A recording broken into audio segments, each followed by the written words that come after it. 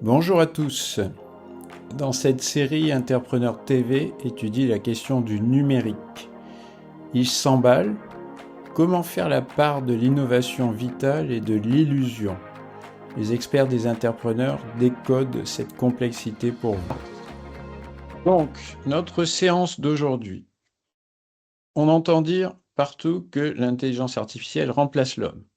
Du coup, il semble qu'un certain nombre d'entreprises aient commencé à licencier. Est-ce une bonne idée?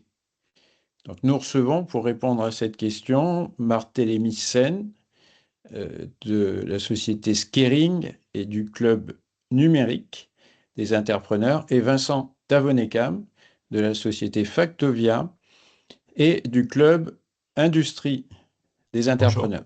Bonjour messieurs. Alors, Bonjour. qui commence? Vincent, peut-être? Allez, c'est parti. Sur ces différents sujets d'intelligence artificielle qui remplaceraient l'homme, on peut dire qu'il y a un sujet qui serait un peu un secret honteux, parce que l'intelligence artificielle ne peut pas fonctionner sans un prérequis, que tout le monde sait, mais en fait on le cache. La raison, c'est parce que l'intelligence artificielle doit être alimentée par des données qui soient de qualité et fiables. Donc, il suffit de se promener dans des usines pour comprendre assez rapidement les raisons. On a besoin de données. Actuellement, elles sont en silo, c'est-à-dire chacun dans son coin fait son petit bout de données dans son fichier Excel, ou alors il y a des données qui sont captées, mais l'IA, elle ne peut pas faire mieux que l'humain.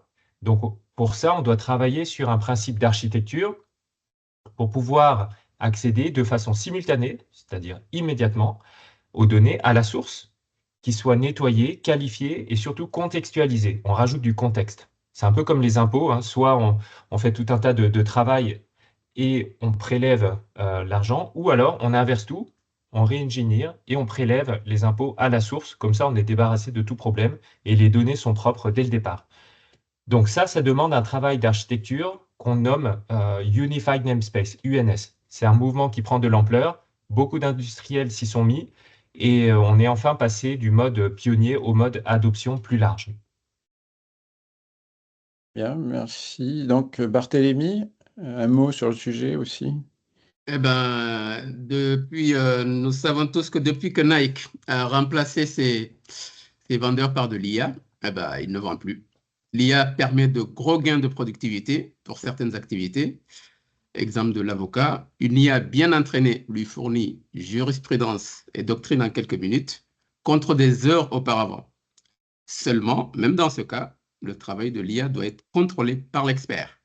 L'IA peut commettre des erreurs et alors il n'y a plus d'avocat. L'IA est une technique à haut risque, il faut le savoir. On constate que l'IA ne peut pas remplacer les fonctions humaines à forte valeur ajoutée. Du coup, l'IA concentre l'homme sur ses fonctions à valeur ajoutée. Il crée ce que l'on a appelé un temps des hommes augmentés. Donc attention, danger. Commençons par bien comprendre le métier de l'entreprise, ce qui peut être remplacé par l'IA et ce qui ne peut pas l'être. Et gardons en tête que ce changement est à haut risque. L'intelligence artificielle doit être sous contrôle humain. Merci. Alors, comment on aborde justement comment bien faire les choses? Comment aborder correctement le sujet? Alors, pour ma part, je dirais qu'il y a beaucoup d'entreprises, à chaque fois qu'on arrive, on voit certaines entreprises qui sont absolument obsédées par la réduction des coûts. Donc, elles sont biaisées et tout ce qu'on peut apporter comme innovation, l'IA en particulier, elles ne vont voir tout ça que par ce prisme de réduction de coûts, de ROI. Donc après, avec les règles mondiales de concurrence, tout ne se résume pas à un ROI, mais on va également travailler sur l'innovation. Donc l'IA n'est que la partie un peu émergée de tout l'ensemble de ces techniques qu'il faut utiliser comme un ensemble systémique. Donc la vision globale. La vision globale d'entreprise dont vous avez besoin instantanément, eh bien, ça permet de transformer vos différents processus et de prendre des décisions tout de suite, là, maintenant, sans silo. Donc, c'est ce qu'on appelle re-engineering systémique. Pour réussir, on va travailler en mode bottom-up, c'est-à-dire on va voir les gens du terrain et on va petit à petit remonter vers les décisions. Donc, le plus important également, c'est de travailler sur des cas d'usage réels. Donc, encore une fois, c'est une architecture émergente. Bien, je vous remercie, messieurs, et à bientôt. Merci bientôt, au beaucoup. revoir. Merci, à bientôt. Au revoir. Alors, que retenir? Problème général, données en silo, l'IA ne peut être alimentée. Pensée UNS. L'IA ne remplace pas les compétences clés de l'être humain, mais des compétences ordinaires. Changement à haut risque. L'IA doit être implantée bottom-up.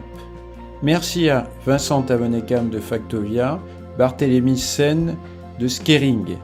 Et abonnez-vous à la chaîne YouTube des Interpreneurs. Merci à tous et à bientôt.